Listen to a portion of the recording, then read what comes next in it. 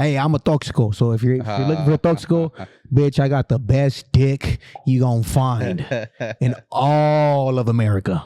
Matter of fact, all of Earth. You feel like that got a lot to do with you not having a dad? So you gotta like look for other type of leaders to follow type shit? What do you mean look for other leaders? Because you said like hey, the homie got daddy issues. yeah, type like you say you did it because like that's what you grew up on. You feel me? Like other people in the hood. You feel like had you had your dad in your life, maybe you wouldn't have done the shit you did, or not? My father. I mean, and my father. I don't know if my father was. If my father never went to prison, I don't think it would have made a difference because that fool was highly activated himself. I think that that only works if you have a good father that's not a criminal, right? A good father is not a criminal. Yeah, my father was a highly activated criminal. So he's from the same hood you from? Yeah. Okay. Which is what exactly? Barrio Logan. Okay. Yeah, he's from Barrio Logan. Huh? Your handle is on right there. Hey, don't be jacking off, fool. That fool's from fucking Cahuila, dog. You better be careful, fool. Better wash your fucking bathroom after Don't leave that. no stains over there, homie. Yeah, but that's where I come from. My lineage, right there. My fucking grandma right there in the tents at fucking Tijuana, dog. We're going like a lot into your life story. Let's take it all the way back before we go any further, right? So let's take it back to your childhood. Are you born and raised in Barrio Logan? Born and raised. How was your childhood growing up? Like from like all the way up to you were 10 years old. How was that? All the way up to you were a teenager. It was tough, homie. It was hard. What was so tough about it? Family, environment, influences. What was so rough about it? Yeah, it was lonely, homie. It was lonely. I don't have no siblings. You know, I was the only child growing up. My mom worked 2 jobs, so she was never home, and my dad was always in prison. So I basically kind of grew up siempre solo, you know, always by myself. That's why I am the way that I am. Like you said, like I don't like a lot of people know me, but only very few people are close to me. Remember, like we said, we're talking about, like, right. I don't know, like you said, fool, you know, I'm very extroverted, but I could be introverted, fool. Right. I could be in my own little way. I mean, the way I just met you, like I barely met you for like an hour ago, and like, it kind of seems like you real, like, outspoken, like you're not shy to be yourself. You feel me? It don't seem that way, the way I encountered you. Yeah, definitely, fool. You seem cool with me. Yeah, I have no fear. Yeah, that's right. So, boom.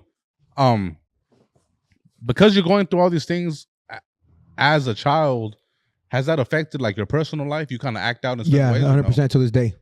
Oh, to this day. Define that. What do you mean? Fuck, homie, like when you go through a lot of trauma as a young man, it kind of shapes and it builds character in a good way. But there's equal and opposite force. It has strengthened me in a lot of ways, but there's obviously a lot of things that I still struggle with and deal with on a day-to-day basis.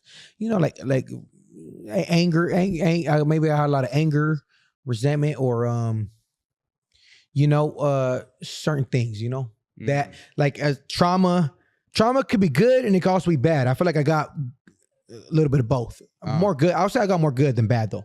Right. Yeah. What were some of the toughest things you had to encounter as a child before you turned to a teenager? Probably just like seeing my mom cry, we're poor. My dad, probably seeing the cops break in, looking break in the pad. Everybody scared. My dad being locked up in front of my face. Like I was 3 years old. Oh, you were 3 and you remember this? Yeah, I was 3 and I remember. I don't remember shit till I was like 5. You remember shit till you were 3? Yeah, I remember the cops breaking in my house when I was like 3 years old, taking my pops. I think my mom will actually call the cops on my dad though. The toxic relationship. But like, what's some of the crazy shit? Yeah, probably that gang violence as a young teenager. That definitely affects you as well. Yeah. But yeah, I mean, like I said, I would say my childhood, bro, was just very lonely. I would just say that. Traumatizing, yes, but more lonely, more than anything. Because like I said, I had no siblings. I was by myself all the time. My father was a drug addict. My mother was depressed my whole childhood. So that's how I grew up with a father that was always on meth and a mother who's always depressed. Did you ever run into your dad or walk in on him while he was doing drugs? Or seen him do drugs? He was always on drugs growing Not up. high, but seeing him actually hit it. That I don't think so. No. But you've seen him high. Yeah. What are some things? He's always on a sick one. He's always on a sick. That was always on a sick one. What were some things that he did that you knew? Oh, this was on a sick one right now. You could tell if you got a loved one that is, what you call it, like if you have a loved one in your family who deals with a drug addiction, you know when that person is on drugs and when they're not. Mm. And even at such a young age, you knew that something was wrong. Yeah. Oh shit. At that young age, yeah, I did know. Yeah. You'd be like, oh, paniqueado, darkest. How did it make you feel? Did it make you feel like? I thought it was normal. If I was an innocent child, I didn't know what's going on. That's why I didn't know. So it didn't click to you like later in life. It clicked to me. I was like, why the fuck is the whole house dark?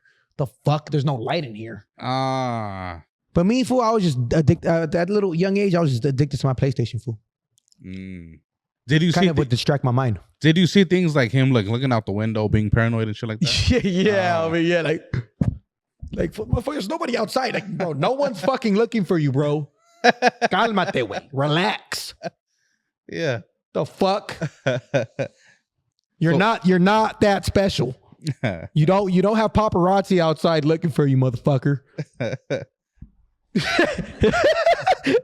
Fucking transitioning from your childhood. Don't do drugs. All you motherfuckers watching this, don't fucking do drugs, homie. That's just that. No, I mean, weed and alcohol, yeah, fuck yeah, homie. We get fucked up. Yeah. But any hardcore drugs, dog, I would encourage to refrain from that. I know a lot of rappers encourage drug abuse and drug use in general. I don't think I've heard one say to advocate for scante use, though. I don't think there's one. Oh, you got a couple out there. I'm not going to put them on blast, but we're going to spare them, but I see what you're saying. Just any hard drugs in general, bro. Yeah. I don't encourage that. Any pills, don't encourage that. You feel like you don't encourage that because of what you've seen with your dad? Like that had a lot to do with not only that, but I don't do no hardcore drugs myself. So why am I going to promote something I don't do myself? Right. Or why am I going to encourage something I don't do myself? Well, you got rappers like Future who they encourage for you to sip lean, but they don't sip lean themselves. That doesn't make no fucking sense. Why am I going to encourage you to do something? Because it makes money. Because it makes money. Well, that was a fake ass level then, Holmes. You got to tell someone to fuck up their life, but you ain't fucking up yours. The fuck? And the same shit with like fools and gangs, right? They'll advocate for you to like be active, but they're not really about that lifestyle. Like Mr. Criminal. You feel like that's like fake as fuck for people to advocate for you to do something that they wouldn't do themselves? I don't know too much about him, but I mean, if that's what he's doing, then I disagree. Yeah, if that's what he's doing, I disagree. Homie, you go do the jale, homie. Don't encourage other fools to do the jale. You do it straight up, and you put your freedom on the line. Don't encourage other people to put the freedom on the line if you ain't willing to do it yourself. Before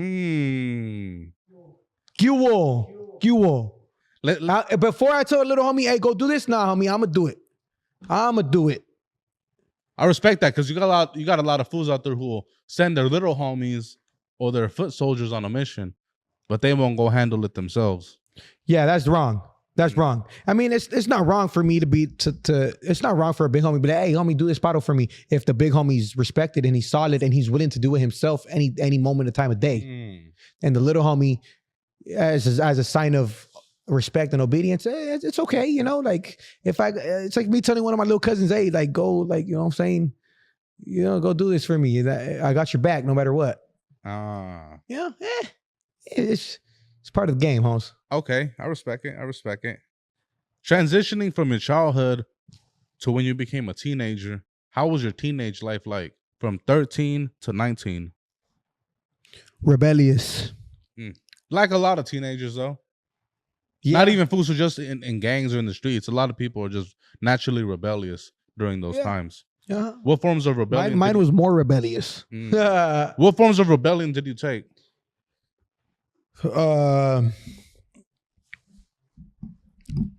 Like you said, gangs. I think gangs was probably the biggest one. When did you get jumped into the hood? 13, 14. You got jumped in, right? Yeah, I got jumped in. How was that for you, getting jumped in? It was an experience. It was cool, dog. I got my little ass whooping. That's it. Yeah. Bing, bing, boom, boom, bop, boom, boom. That's about it. Yeah. It was all right. Was it at Chicano? Cool. Was it at Chicano Park or what? No, it's at the homie's pad. It's at the homie's pad. Oh, okay. It's the homie's pad. It's cool when you get jumped into a gang. It's like a sore. It's like a kind of a. It's a form of what's the word? Acceptance. Like what's another word for acceptance? It's like a form of acceptance. Like now you feel belong somewhere. It's just brotherhood. Yeah, brotherhood, acceptance. Now you kind of feel belong. You kind of feel like you have a sense of purpose. Okay, Barrio Logan. That's where my family's from. So yeah. Is Barrio Logan a hood or is it an area where there's multiple hoods? I'm not too familiar. It's a neighborhood with multiple cliques. So look, fool, I'm not from San Diego, but me hearing of the city, I always hear that Barrio Logan is like one of the main parts in Dago. Would you say that's facts or no? Barrio Logan es el corazón de San Diego. Plebes. What do you mean by that? Are you saying most of the culture from Dago derives from there, or? Oh yeah, definitely. Not only that, it's one of the most active. Or what are you talking about exactly? And in terms of everything, it was most active. Yeah, in terms of you know what I'm saying, gang violence. That's the most gang infested part of San Diego. And not only that, the most proud of Mexican culture or in Chicano culture too.